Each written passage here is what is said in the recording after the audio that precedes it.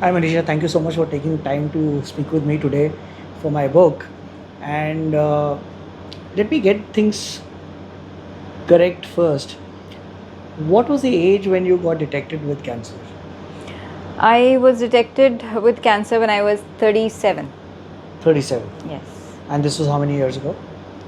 Uh, like 2.5 years Two and a back. half years Yeah. ago. And what cancer was this? It was breast cancer stage 2. Stage 2. And how did you go for a check? So that's an interesting point. Why would I even go for a check for cancer? So that particular day, I remember I was at the gym and I was working out, and something didn't feel good. That I just wanted to go back home, and something happened. I just returned back home and I told my husband that I'm not feeling good and I need a break. And he was like, okay, why don't you just take a leave from your work and stay back home and do just nothing. So I didn't want to go to the gym, I didn't want to go anywhere, but just, I don't know what happened, but I wanted to sit back at home. So there only a suggestion from my husband came in that when you are taking a leave, why don't you get a checkup also of your done of your body, the whole body checkup with your gynecologist, because it's been a long time. 2022 also means that we just come over with the corona. So had been a long time that we had met the gynecologist also. So one of the suggestions came up and I took it very seriously. I was like, okay, let's go, because I'm not feeling okay from inside. Though I did not leave gymming that day also. So early morning next day I went to the gym, and from there immediately alone, all the way to Delhi, around like 30 kilometers I traveled to meet my doctor. And there she did a whole body checkup and she felt a lump on my right breast. So that was the beginning of it. Although I never went for that particular thing, but then she suggested me to get a mammogram done immediately and an ultrasound done, and I was very reluctant on that. I was like, why would I even do that, and it must be a bone or something or the other. She was like, no, wait, hold on, let's examine it yourself, feel it with your fingers and see it's on the right side, there's nothing on the left hand side, so let's get an ultrasound done. It can be anything, it can be a cyst also, let's get it clarified. So we got an ultrasound done right then and there in the hospital, and it said something like ill-defined lump, which was an indication for her that I should go for a mammogram immediately. And I came back home. There was no mammography in that hospital, so I came back home and I got my discussion started at home with my husband and other family members that what is it. And they were like, if she's asking for it, then let's go for it, let's get a mammogram done. And I was like, no, why mammogram? To breast cancer people get it done, right? So why would I get it done? So I got this hint in my mind, but I was not very open to get it done. So the best way out was to connect with somebody who you're comfortable with. So I called up a very good friend of mine. She's Dr. Rashi Agarwal, my radiation oncologist also. And at the same time a very good friend. So I called her immediately and I said that this is what has been told to me for a mammogram, and I know that you've been dealing with the breast as well. So why are they asking me to get it done? She was like, Manisha, relax, it's okay, sometimes you also want to know whether things are fine or not. So let's meet up at the hospital tomorrow and we'll get another ultrasound done. I was like, I'm not going to do another ultrasound. She was like, Manisha, for my satisfaction, see, you have got only your right breast ultrasound done. I want to see the whole area, the whole breast area for both left and right thing, and then only I'll conclude on something or the other. And I was pretty convinced that, okay, fine, now let's get into it and get it properly checked and everything. So we went there to the hospital next day. We got a whole breast ultrasound done. I never knew that the breast starts from the collarbone and ends up till here. And it's there in the armpit as well somewhere. So all that ultrasound was done, and there were few findings, and it was clearly indicating that there is something which is not right, according to her, but not according to me, obviously. I was absolutely feeling fine. There was no pain. There was absolutely nothing that could, tell me or even hint me that, my body is suffering from cancer. So We got an ultrasound done, and as soon as the doctors, they spoke to each other about the findings in the ultrasound, they suggested for a biopsy. And I was like, let me first go home, get my kids settled, and I'll come back again. And they were like, no, the doctor is free right now, why don't you get it done right away? And that time I felt that, there is something which is going wrong, but I didn't want to accept it, initially. Nobody would. So I was all alone again. I had gone to the gym and then directly to the hospital. So I called my husband there only in the hospital, and then we kind of settled the kids somehow, and we reached back the hospital and we got the biopsy done. And by evening my turn came in, and then I was all exhausted, and I don't know, that anxiety was there in my body, which I was not showing on my face, but it was definitely there somewhere inside. We went back home, and while returning from the hospital, my husband, he didn't take me to actually my home. He took me to my mother's place. So I was like, why are you doing this? And he was like, Manisha, relax. One thing that I know about you is that you are stressed. Okay, and I really don't want that to happen. So stay at your mom's place. It's okay, I'll take care of the kids. We have Dadi Dada at home also, and they are also, they will do everything for the kids. So don't worry, just relax here. So you'll get time to spend with your mom also. You can chit chat with her and relax. I was like, sounds good. Obviously, which daughter doesn't want to go to their mom's place? So I was like, okay. And that too without kids and husband. So even, cherry on cake. So I went there, and we were settling down, and meanwhile the reports were already in. And we saw the reports, and there were some things like, malignant cells and carcinoma was there. So we knew something was wrong. And now we had to look at each other, and that moment, I think is the most crucial moment of anybody's life. How are you going to give the first reaction to a disease? So what was your first emotion? My very first reaction, if I had to do it or replicate it with you, I was like, seriously? Cancer? We were laughing out loud at it, and you're like, पूरी दुनिया में corona फैल रहा है और यहाँ पे मुझे कैंसर होना था. We actually spoke like this, and my husband was like, तेरे साथ कुछ भी हो सकता है, So I am okay. I am sure तेरे साथ मतलब जब when you are in the picture, then something has to go, which is haywire or something out of the box altogether. So I think that very moment when we smiled at each other, we laughed out loud, at our report. I felt that that was the moment where we changed the way we were looking at that disease. Okay. It gave us a sense of, completeness, a content feeling that, we don't need anybody else. We are there with each other. We have to deal with it, and we will deal with it. So. And we just spoke about, okay, let's go tomorrow and understand cancer से कोई मरता नहीं है आज की date में. We have heard a lot of celebrities having breast cancer, and none of them have died because of cancer. So don't worry about that part. That will be taken care of, and let's meet the doctor again tomorrow and find out what it is. And we were like, okay. And we started planning बच्चों का क्या करना है and other things. And we just kind of, that moment changed everything. That laughter changed everything for us. Had it been that I would have looked at my husband crying, obviously he would have been emotional. Had it been that I would throw my phone away or something, then obviously my husband would have reacted that way as well. So I think my reaction played a very important role here. My laughter played a very important role there, and that's how my husband also, kind of responded to that. And that positive note completely changed everything for us. Tell me one thing, I mean, there was no element of fear that came into it, or was this a spontaneous reaction without thinking? It was a very spontaneous reaction actually, because me and my husband, we are always, kind of humorous most of the times.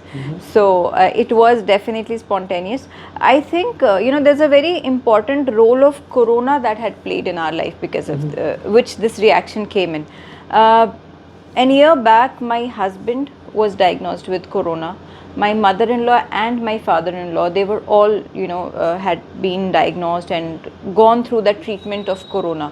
Extreme, corona condition was there with them.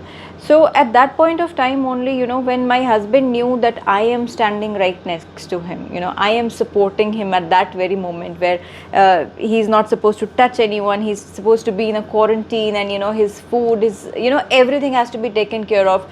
We both are together taking care of our parents as well. So that feeling of belongingness and feeling of that, we have to take care of each other was already built up because of the corona that had come in. So cancer was definitely a bad news for anyone, but I think because of that one news of corona that has already been there in the family, because of that we had that feeling that we could take care of this also. Also, tell me one thing. Would the overflow of information which is there in the internet, etc., that there was a time when the word cancer would mean death, Yes. to now, do you think this information has helped people understand, helped you understand that जैसे आपने बोला कि cancer हो गया है, लेकिन cancer does not mean death. I've not seen anyone dying of breast cancer Right. in the early stage. Right. So did that play a role in your mind? Absolutely. Information awareness plays a very, very important role here. Although nobody would ever think कि मुझे cancer हो जाएगा, that I would be suffering from cancer one day or some other day. But then I think there had been a few cases that I had seen, not in my family directly, but nearby. People suffering from breast cancer who have spoken that breast cancer के अंदर breast निकल जाता है, mastectomy हो जाती है, and things are taken care of. So my thought was just that the breast would be removed. For me, the understanding of breast cancer was the breast would be removed, and I would lose my hair, but after a few months, a few years, I would come back to normal. That was my understanding. Did the fear of removing your breast create any turmoil in your head as a woman? Actually, at that point of time, when the news came in, I left it completely to the doctors to tell me how is it going to be dealt with first. So before coming on to any conclusion, I think me and my husband were very sure about, going on to things step by step and not coming on any conclusion. So I knew somewhere that I had seen, the mastectomy cases and all, but then I was not coming with a, kind of a conclusion on myself that my breast would be removed. I never even thought of it. That never came in my mind. And in fact, what came in my mind was at that very moment, okay, now it will take another 4 months or maybe 5 months to get cured, and then I don't know what is the kind of treatment that I'm going to get, because I don't know what type of cancer it is. So what would be a good time for me to return back to the gym? And that feeling of returning back to the gym was more important for me as compared to what are you going to do with my body to cure this cancer. So what did the doctors tell you? So there were a couple of doctors, a team of doctors who was dealing in any hospital. There would be somebody from the radiation side, medicine side, the surgeon side and all. So there were a couple of doctors. So I underwent a few tests and some reports came in, and they gave me a plan of action where they told me that first of all, we will have to do an immediate surgery in your case because it has already traveled to your lymph nodes in your armpit. So that's stage 2, and we need to remove it as soon as possible. And post that, we would see a radiation, a chemotherapy and other treatments that are there to be followed, or maybe a hormonal treatment as well, depending upon your test reports and all. So I was like, okay, fine. But then there were so many tests and all. This was just a small conversation that happened. But I knew that I'm going to undergo a surgery for sure, and that is the first thing that's going to happen with me. By this time, I got an understanding that radiation, chemotherapy and surgery are a combination of treatments for cancer, and they can come in any sequence for you. So depending upon the severity, upon the grade, the aggression of cancer, somebody might undergo a chemo first, somebody might undergo a surgery first. In my case, it is the surgery first. Okay. and it was a very simple understanding. I didn't want to get into Google and I understand, what is surgery, how do they cut you and take it out from your body. I had absolutely no thoughts of understanding it, or I had no curiosity of understanding it even. I was more curious to know how soon am I going to return back to the gym. You have kids. I have kids. How many? I have 2 kids, and at that time they were 5 and 12. 5 and 12. Yeah. Was there any fear about the kids? I never had a fear of cancer, so why would I have a fear of kids? Okay. What did they know about your disease? It came out to them very late, okay, because we did not directly tell them that it is cancer that I'm suffering from. Also because of a reason that it was a very short duration cancer for me. On the 28th of April, I was first diagnosed, through that biopsy. On the 12th of May, I had to be operated. So just a matter of 15 days, surgery would be done, the cancer would be out of my body. So it was such a short span of cancer inside my body that I didn't really want to give that, news to my babies at that time that I'm suffering from a disease which can take lives of people or something like that. I didn't want to do that. I was like, let's understand, let's tell them that mama is sick and she needs to be cured with a surgery.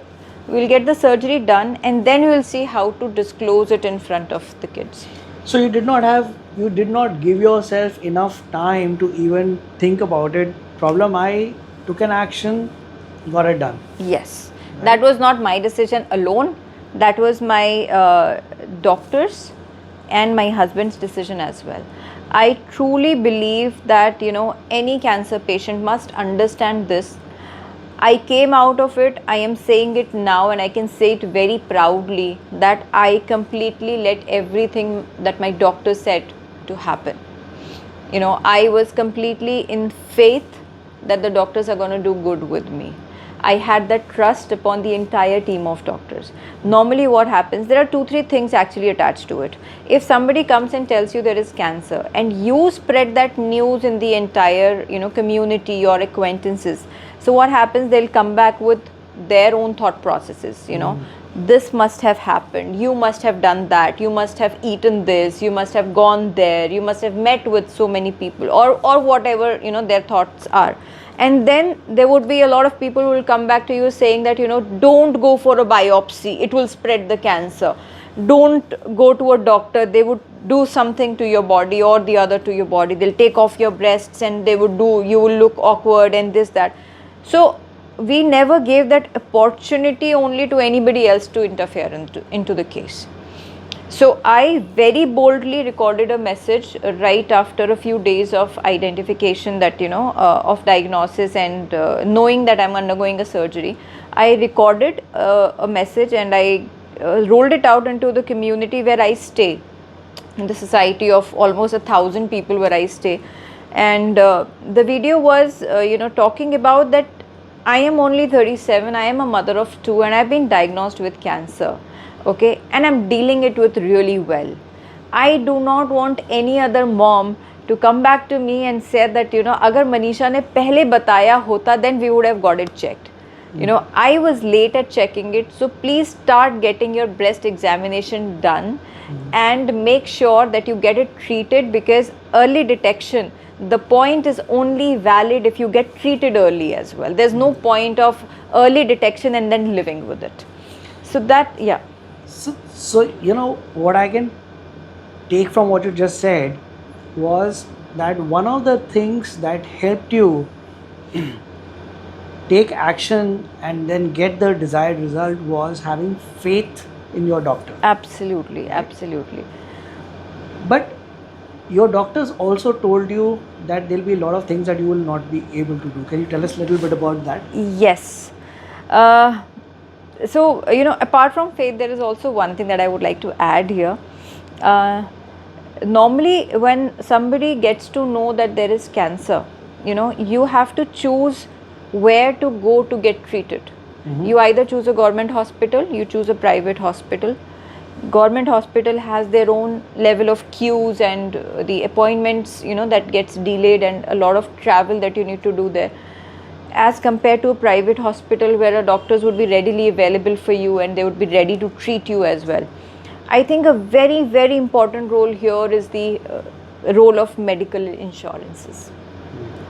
If you do not have a medical insurance, the first thing that you would do is you would go to a government hospital where things are actually delayed, yes, not because of the fact that they don't have services to provide you, but there is a queue of people who are suffering from cancer who cannot afford the treatment in a good lavish hospital, and they would really want to get things done as soon as possible, and the doctors are there to choose the people who are more in a condition that they are kind of losing on lives, or they are critical in condition. They would be chosen to be treated first, obviously, which is an obvious human nature.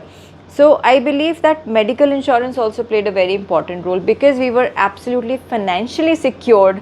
We chose to go to a nearby bestest hospital that we would know and get treated there, and the best doctors and everything was into our consideration. That's interesting. So how did you choose the hospital? Was it the distance that it was the nearest hospital, or did you even look at who are the best known doctors and then choose to go there? So apart from the consideration how to get the cancer treated, this was definitely my point of concern, that who is going to treat me, are they the best or not.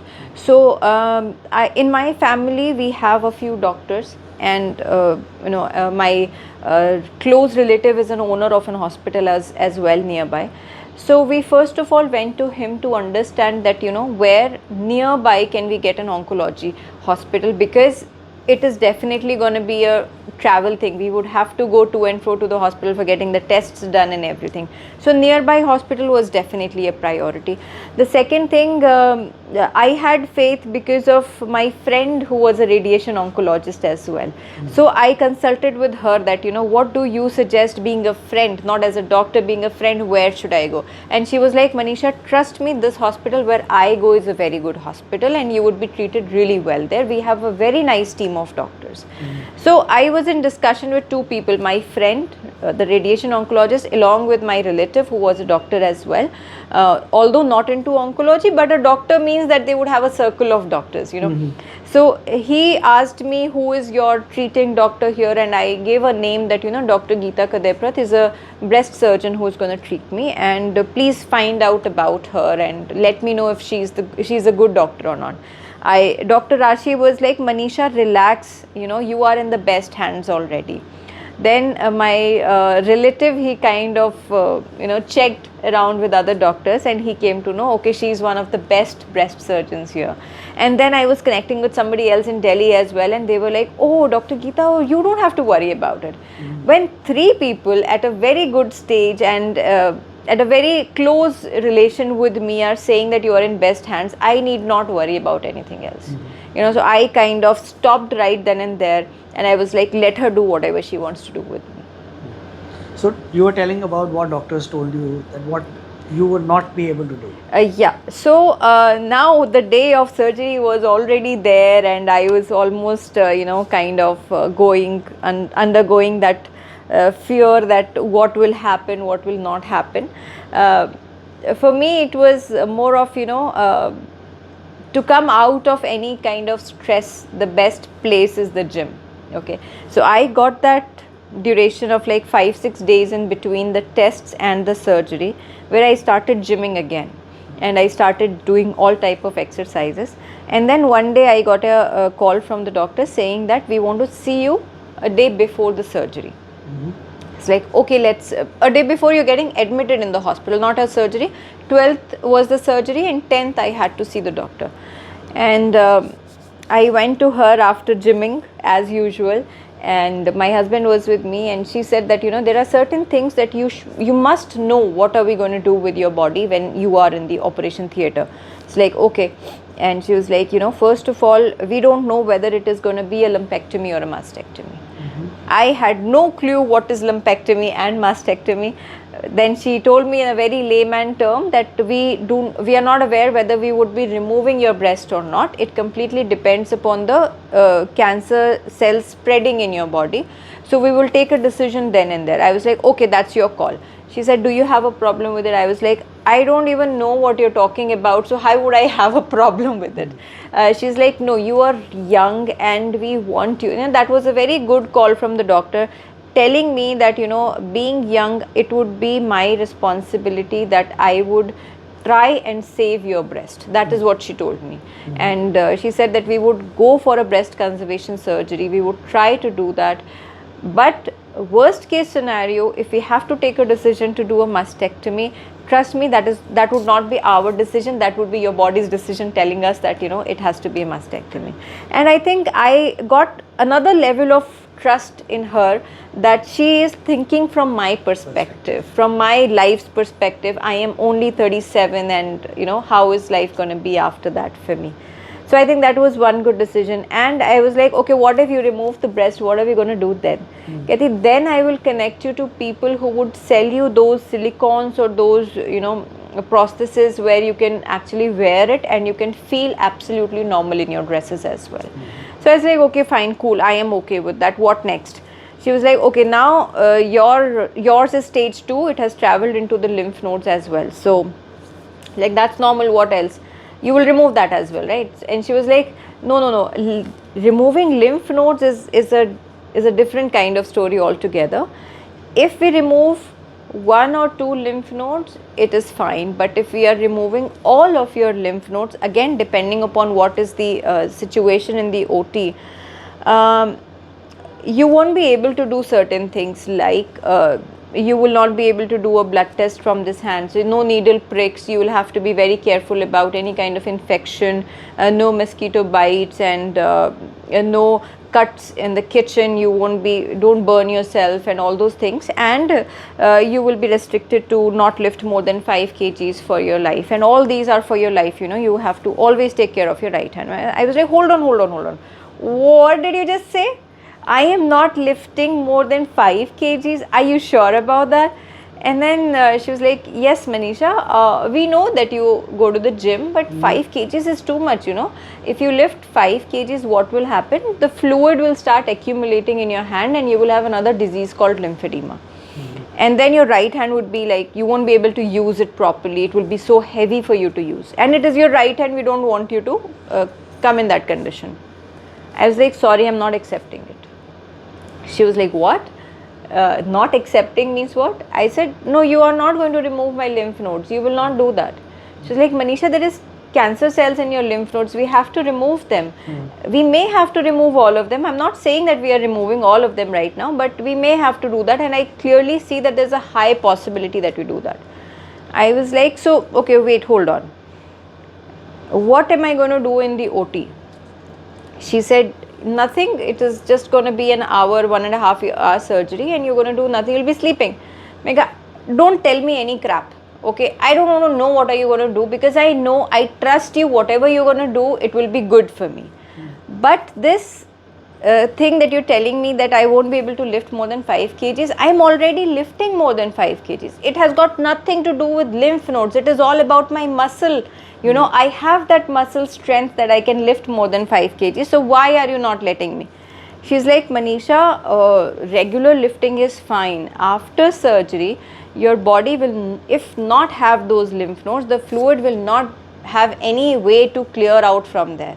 And whenever your body, we do a heavy lifting or a sudden lifting or any kind of infection, then the fluid starts generating more and it filters from the lymph node only. If lymph node is not there, how would it filter?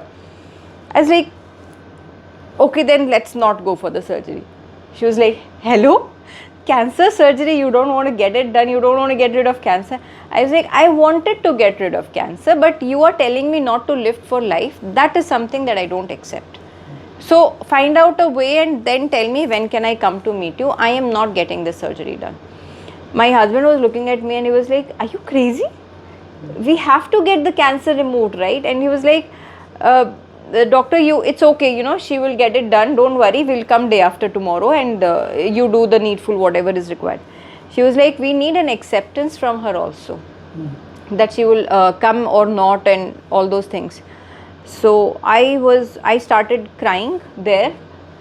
I mean, it has been 10, 11 days that I knew about cancer. I didn't cry at that time, but I'm crying now because I'm not allowed to lift more than 5 kgs. I was like, there has to be some way around it. Somebody, from in your entire career, you have operated so many people. There had to be some of your patient who had been removed with lymph nodes and had started lifting weights. And doctor was like, no, Manisha, it doesn't happen that way. And I was like, there has been no one so far. And she was like, no. And I was very confidently, I told her, then it's going to be me. I am going to lift weights, and you're not going to stop me from doing that. My husband was like, Manisha, you've gone crazy. And he was talking to a doctor that, okay, let me calm her down and we'll speak to her and then we'll come back again and all those things. And the doctor was also not ready to leave me because she wanted a yes from me that I'm coming for the surgery. So that discussion went into kind of aggression, at that point of time, for me especially, because I wasn't accepting it.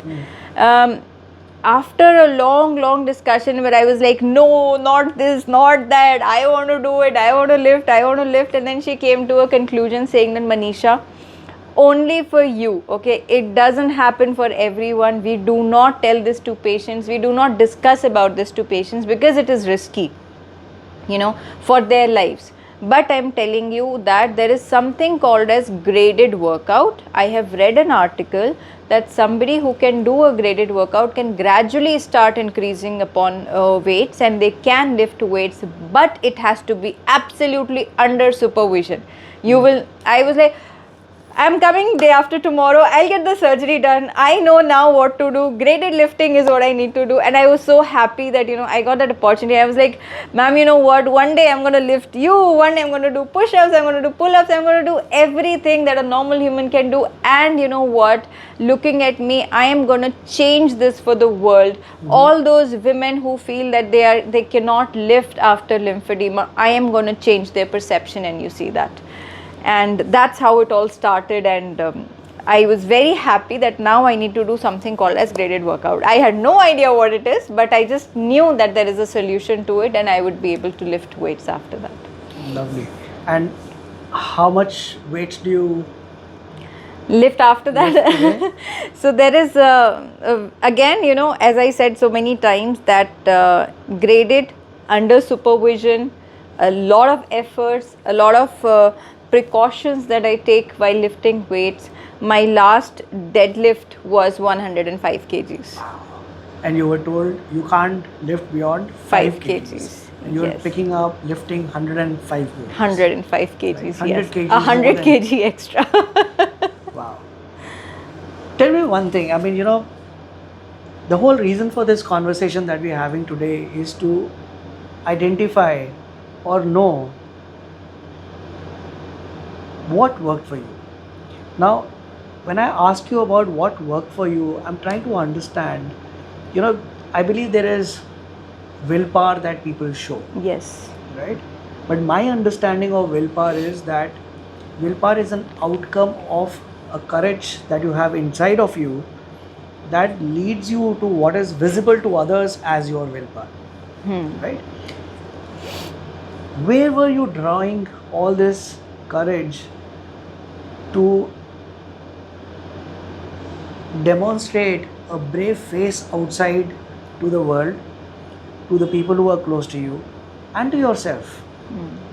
कहीं ना कहीं तो झटका लगता है अंदर से, ठीक है ना? But there's something other that is bigger, larger, more important that says that, boss, ठीक है, I'll go through this. आपके लिए क्या था वो? So when you say willpower, when you say courage, I think all these things need a push from behind, a reason, from behind, that okay, to do this you need to do this, to do this you need to do that. So I think one word for that is being passionate. If you have a passion for something, you're crazy for something, you would forget about everything else and do that no matter what. And I think that's exactly what happened with me. I was passionate for exercising, I was passionate for taking care of myself. So when cancer came to me, yes, it did came to me as a shock as well. A shock because I felt that I do exercise, I eat so well, how can cancer hit me? But then later on I realized that these are not the only two criterias for cancer. There can be 1,000 other things. And when I look back into my life, I find that I had a lot of stress in my life, I had a lot of sleepless nights in my life, and because of all that accumulating together, I think must have led to cancer.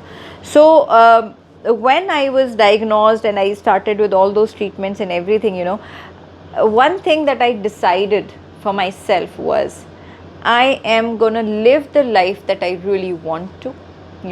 I would continue with my passion. What I really love to do, I would continue do that no matter what. And anything that leads to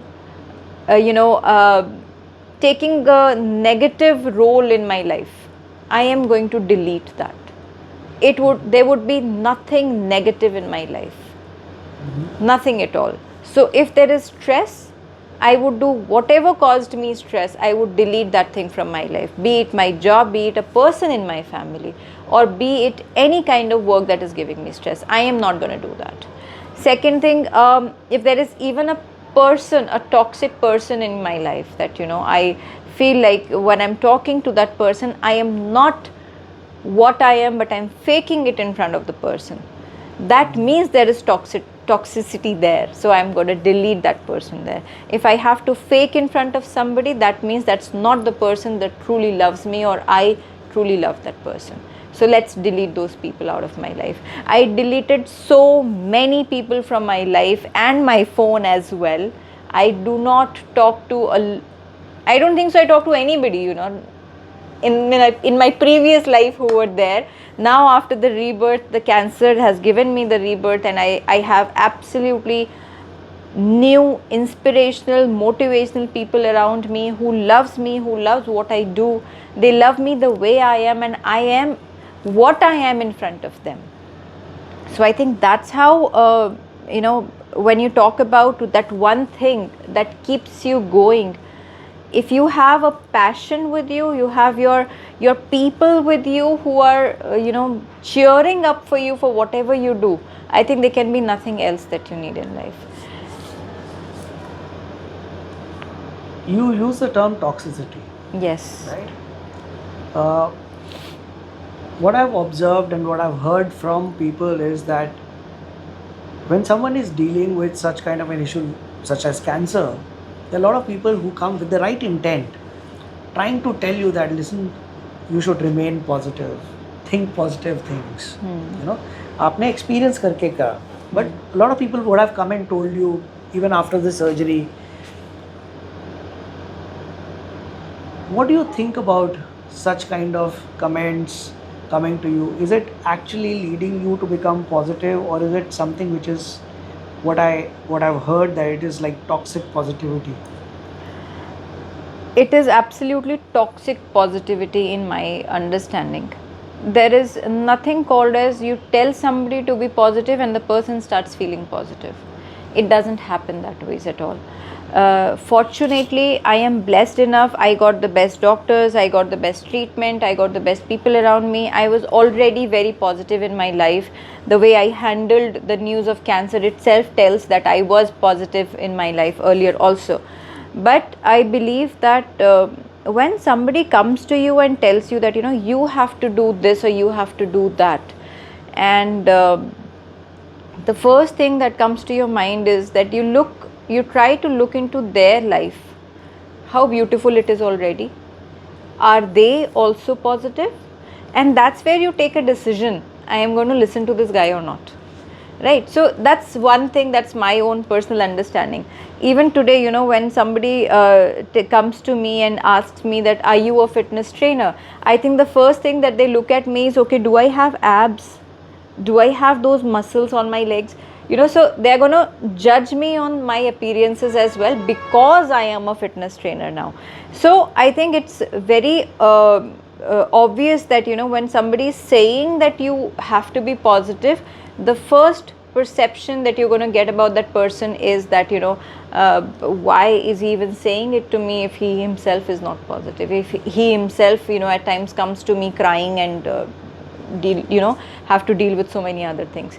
So I think you should never ever go and tell somebody that you're positive. Instead, what I do, I do talk to a lot of people, I do counsel a lot of people who are suffering from cancer.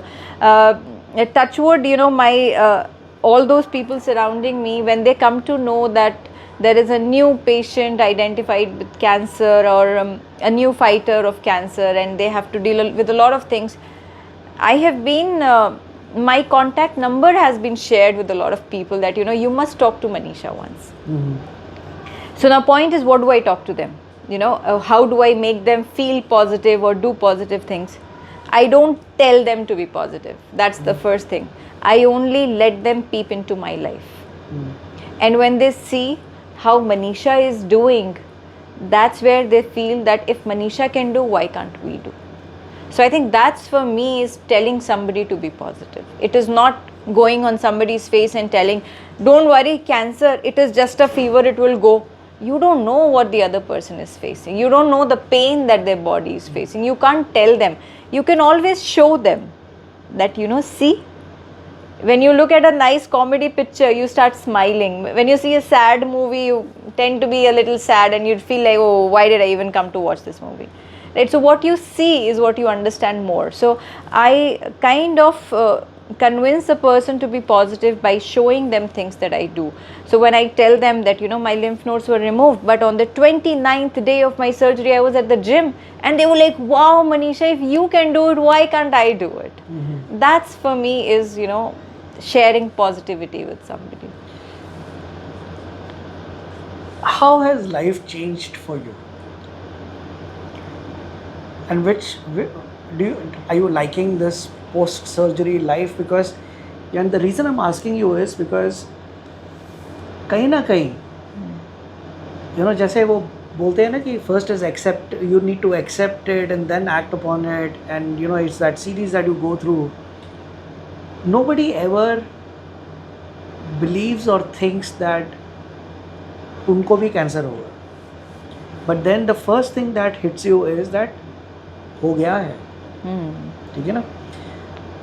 Does that change, or has that changed your perspective to life? So what does that change, and how is your life today compared to what it was before you dealt with cancer? So it started off in a very beautiful way in my case. When my surgery was done and I was waiting for some reports and the radiation to start off, after that, so there was a support group meeting that used to happen in our hospital every month.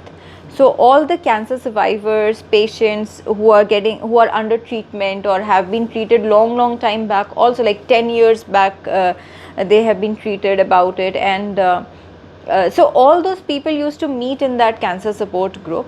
And I was told by my doctors also that why don't you come and attend this support group meeting? It is just a get together for you and you'll feel good. And I was like, the perception that I had, the one that you have cancer, now what to do? So I had a perception of people's faces. I could see that old women would be there wearing a bandanas on their head, or maybe bald without hair, or not looking beautiful, sick, crying, and all those kind of faces would be there. I never felt that anybody could be like me. So I got that feeling that am I going to go there and feel positive? Are you sure about it? And my doctor was like, you come once and it will change the perspective of life for you, especially after cancer. And I was like, okay, let's give it a try. I being what I am, like always, I dressed up in my best dress, and I always want to impress everybody, and I went there thinking that people will get impressed with only a month before she got her surgery done, and today she's come to the hospital attending a party. It was a party for us. attending a party. So I went there with my husband, and the moment I entered into the room, I saw there were so many ladies, men, women, all type of people. They were laughing and they were giggling, they were hugging each other, and they were like, wow, what are you doing, how are you, long time no see. And they were meeting as if none of them were cancer survivors. They were looking so beautiful, all of them, and they were so active and they were so lively, in that room. So when I entered, I was like, I was in one corner sitting and waiting for somebody to come to me, talk to me maybe, or how do I start, I didn't know. But I am not that introvert as well that I could not even talk to anyone. I just got into the crowd and I started, okay, hi, my name is Manisha, and I started off. And gradually I made 2-3 friends there, then and there. And there were people who were sharing about their stories. So there was this one auntie who was my favorite of all times. She was like, Manisha, cancer ने ना मेरी ज़िंदगी बदल दी. मैंने कहा मतलब for good or for bad? अरे cancer ने मुझे मॉडल बना दिया. And I was like, wow, cancer ने मॉडल कैसे बना दिया? कहते अरे मैं ना यहाँ पे थी हॉस्पिटल में and they wanted my picture for some advertisement and I didn't know that they're going to put my picture on a hoarding in front of a metro station. Now the good part was that in front of metro station was fine, but there was a Haldiram right next to it. And they found me so beautiful that next day they came to me with a proposal of doing Haldiram ads. And today I am a model, you see. So all this happened only because of cancer. And I was like, wow, what a perspective of life, how beautifully she's put it. And she's laughing and she was like, I am so young and I'm so beautiful, now people. So we started calling her Queen Elizabeth of our group as well, and that one, again, certain moments of truth, changes your perspective as well. That perspective of life changed my perspective of my life as well. That, now cancer is going to give me something, and I was actually waiting for that thing to come for me also, like it came for her. What is it that is in the bags for me kept after cancer? And gradually I was completely out of the world, focusing completely on my health. I could not lift my hand. When the surgery happened, I had a big I don't know the count of stitches, but I had a 10 inches long cut on my side, and I could not lift my hand more than this. This was the last limit of my hand. I had to bring it till here to be able to lift weights after that, right? And then overhead lifting as well. So my concentration was for those few months completely on me, my body, and I wanted to prove something out of it. I wanted to prove that lymphedema can be taken care of. That was my major motive at that point of time. I wanted to lift my doctor, as I told her already. I wanted to prove her that, when your body is synced with your mind, you can stand almost anything, is what I wanted to prove to somebody. Did you finally lift your doctor? Yes. Awesome. So that is what I wanted to tell you. May I got my surgery done. The entire year till December I was absolutely lost from the world. I was focused on myself. December gone, and then May again, the 2023 May that it came, I shared a video of short clips of my entire 1-year journey, because it was only at the gym and nothing else was my concern. So it was only about the gym and different type of exercises that I was able to do, and I could even do push-ups to the last, touching my chin to the ground as well. So those moments for me were real milestones. I knew मैंने first chin कब touch किया, मैंने कब first push-up मारा. All those things were adding up to my list of dates and milestones. So May 2022, there was another support group that was happening at the hospital, and just before, a few days before the invitation came in, I had shared my 30-second video with all of them that was there on my Instagram as well.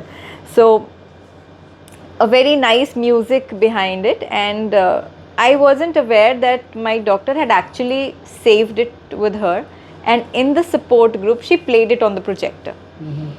And with that sound, the music and everything, when people saw it and they were like, who is she and why are we looking at her video? And then in the end they see my picture with a big scar, and I have written some or the other quote on it that, you know, the toughest of the souls are sheared with the scars and all those things. So that's when everybody, I was sitting at the back, I remember, like a backbencher, and everybody turned back to me. Is that you? I was like, yes, that's me. I was like, what were you doing? What is this? As in, this is before cancer? I was like, no, this is after cancer. And the questions started pouring in. Lymphedema, how can you deal with that at gym? How can you do this? Show me your hand. Is it swelled now? I was like, no, this is my hand and it is not swelled. Like, how many lymph nodes were removed? I said, all of them were removed. How is this possible? If you can do, why can't we do? I said, everybody can do. It's all about your mindset, you know, how you want to take it forward. And there my doctor was like, wait, you can't, everybody can't do it. You know, it has to be within you, it has to be under supervision. But at the same time, she was the one showing it also. Right. So somewhere down the line, I felt so motivated that my doctors are with me and motivating me that, yes, Manisha, what you have done is something really good. And at that time, I had lifted last 90 kgs deadlift. So this was, everybody appreciated, and that was the time they insisted that, you know, Manisha, you must do something about us as well. You know, you can't just leave us behind and move forward and start lifting. And I was like, okay, we'll think about it. A few 2-3 months later in August, we had a Tej support group meeting with Tej theme. And there everybody wearing sari. Even I was in a sari that day, green color, everybody. And my breast surgeon who gave me that news of never being able to lift more than 5 kgs came to me, and she was like, "Or way Manisha, how is your lifting going?" I was like, "Very nice, ma'am. If I would have heard you, I would have never started lifting. But today I am so proud of myself that I'm able to do that." And she was like, "You know what? I am even more prouder." So 90 kgs, I am only 69. And I was like, "What are you saying?" She's like, "I am telling you what you wanted to do. I'm reminding you." And I was like, okay, all right, let's get into that then. And then suddenly, you know, we created that entire room, you know, that entire hall actually. Everybody gathered, you know, in a circle. Me and my doctor in the center, and they were all cheering up. Yes, come on, Manisha, what is happening? What is Manisha doing? What is Manisha doing? And some people who knew me were like, okay, come on, Manisha, we know you can do it. And then all the phones were on me, their cameras were on there. What is Manisha going to do?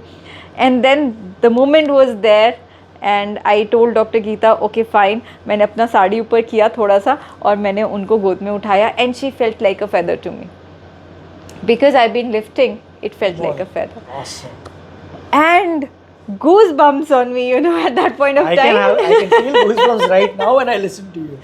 So I lifted her, and you know, I kind of did that, you know, for not only for me but the entire community who feels that after breast cancer you cannot lift weights if your lymph nodes are removed. And my doctor was so proud of me. We were all laughing, cheering up, and we were all so happy that, you know, there is at least one person who decided to go with the odds, and she's able to prove on something today. And that's where it all started. She kept on supporting me. After that, for every even for a breast cancer awareness camp that she had taken, she would take me along with her, and she was like, I want you to share your story with them. This is brilliant because, you know, what you did has not just changed perspective for yourself or for cancer patients, but also changed the perspective of the doctor. Yes. Somebody who would always tell them that, listen, ये नहीं कर सकते हो, would, in my understanding, would be telling them that normally ये नहीं हो सकता है unless you do these things. Right? Has that happened? Absolutely. Right. In fact, I was telling you that, you know, I counsel a lot of people. Mm-hmm. I get calls from breast cancer patients whose doctors have given my number to them that if you're worried about lifting, about lymphedema, talk to Manisha. Fantastic. Manisha, you know, I keep telling everyone, in fact, the last conference that we did, we were talking of it, that, we are all on it together. Together, right? This is a journey. Cancer is a journey, because cancer does not always completely go away. Do you ever feel the fear of recurrence of cancer? Reoccurrence of cancer? कभी दिमाग में आता है? हाँ, बिल्कुल आता है. So I underwent a test called Oncotype DX test. That it's actually done in certain cases only, where your numbers, we have these 3 different type of hormones: HER2, ER and PR. So estrogen,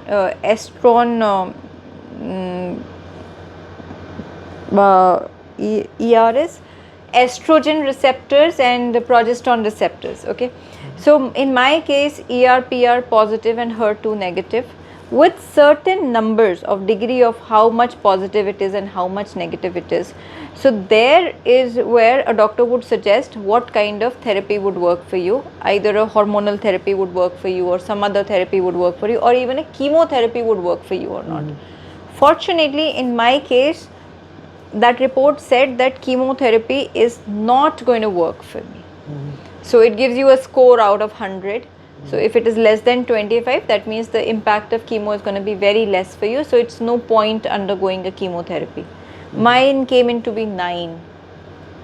So absolutely no chemotherapy. And that was the time that I was waiting, while after my surgery, before the radiation, whether chemotherapy will be done for me or not. So it came out to be no.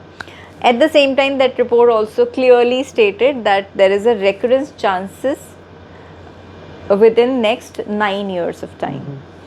So somewhere down the line, I know that recurrence is possible. It is possible after 9 years. So what am I doing now for that is, I am not letting myself age. Okay. I am not going forward in ascending order for aging. I have started doing descending order for aging. How do you do that? I do that with taking care of myself, being happy, sleeping well, eating good food, and exercising. I preach fitness. I am a wellness advocate. I talk to everybody about fitness, and when I talk about fitness, I feel that I am fit, and I have started feeling younger as well. Awesome. And Manisha, as I was saying, that it is a journey, and it is not just the patient alone, it's the patient, the caregivers, the doctors. What is the role of a caregiver at home in the success that a cancer warrior can achieve? In my case, my closest caregiver is my husband and my kids, obviously. So the role of a caregiver is another story altogether, because when a husband comes to know that a wife is suffering from cancer, he would have 1,000 thoughts, about the family and the kids and so many other things from his own perspective. Till now, he was only doing office, a lot of outside household work, but now he needs to peep into the household as well, what the female or the wife was taking care of. He have to peep in into every small detail of what is happening to her, with respect to her treatment, with respect to her follow-ups, with respect to her mood swings. Very, very important. So I think my husband took he is kind of a gem in my life already, but then I would say he was there with me at every step, not as a husband but as an angel in my life, who would be there saying that, okay, you want to eat something outside, let's go together and eat. You want to sleep, let's go to the bed together. You want to move out, you want to roam around, you want to go for a vacation, let's go together.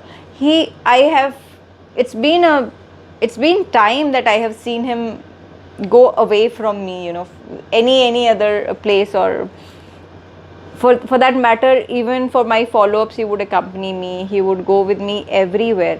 Now, how is he doing all that? How is he managing work? I don't get into that. I don't take stress. but he's doing pretty good job there. One thing that I really feel that he's managing well is any woman, when undergoes a hormonal treatment, there's a lot of mood swings that happens. There's a lot of those hot flushes, those heat waves that come into our bodies.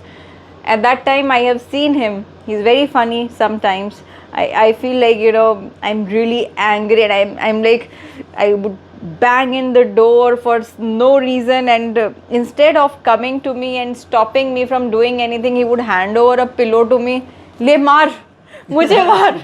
So I feel like, oh, what the hell, that suddenly he would turn that thing into a laughter somehow, and I feel like, okay, fine, I'm okay, and then I actually get kind of deviated from what I was doing and thinking. So he has been doing this, and now even my kids help him do that, So whenever I'm angry for no reason, I'm annoyed and I'm just shouting or doing something or the other, my kids would come back to me, Mama, aapne last squat kitne mare the? And my mind is completely distracted from there, and then I'm telling them, okay, this is not the right way to do squats, and this is how you do squats, and this is how you do pull-ups. So I think now my family has understood that she needs help sometimes to be distracted from what she's thinking, and she needs to be motivated also certain times when those mood swings happen and I feel really low and depressed at times. And those 3-4 people in my house, they know exactly what to do. They know exactly how to divert my mind. Yeah, I think like you were talking of positivity or looking at what could be the good things as an outcome of something bad that has happened. I think it is your perspective to life and relationships becoming more understanding and better. Absolutely, yeah. And understanding of how to remain without stress, ensuring not just happiness for yourself but for everyone around, is a very beautiful outcome in any ways. My last question to you is, Manisha, what would be something that you would say to anyone who's just detected with cancer without being toxic positive? What would you tell them as someone who's gone through that? So I read this quote somewhere, okay, and it's a very simple, but if read properly, it's a very deep line that has been written here. I don't know who has written this line, but I always follow this wherever I go, and I kind of read it in my mind 100 times in a day. And it says, your body can stand almost anything. It is your mind that you have to convince. So be it cancer, be it fever, be it not being able to lift weights, it is all your mind that you have to convince. So if your mind is convinced, I think you can achieve anything in life. If I decided that I don't need stress in my life, I would not have stress in my life. If I decided I have to come out of cancer, I will come out of cancer. My body is following my instructions that my mind is giving to it. So if I am lifting and my hand is not letting me do that, I'm sorry, but if I'm strong at my mind, my hand will also work in that way. So it's very important to convince your mind with what you want to do. So you follow any kind of mindfulness things or well-being activities or exercising or anything that seems to be very positive. Unless you convince your mind to do that, you will not be able to do that. So is it safe to believe that apart from what the doctors do, the impact of the medication, the treatment, it is the patient and the patient's mind that will define whether the patient will get over the problem, the challenge, or not? I have seen a lot of patients who were given a certain period of time that you have cancer, you have this stage of cancer, and this is your time. This is not just cancer. This is also obesity. This is also blood sugar. This is also hypertension. This is also so many other diseases. It is not just cancer. But if I decide that I need to take care of myself, my body, you would only do that if you love yourself, right? If you love yourself, you will do anything for your body. And if you're doing anything for your body, you will definitely come out of it. Awesome. I think that's a very beautiful note to conclude this conversation. Manish, it is, I had goosebumps when I was listening to your journey. This is amazing, and I think, if through this conversation we can impact and create real positivity, or the feeling that, if you want, you can fight cancer and get cured, and cured quicker, then I think we would have achieved what we set out to. Right. So thank you so much for sharing your journey openly with us. Most welcome. My pleasure.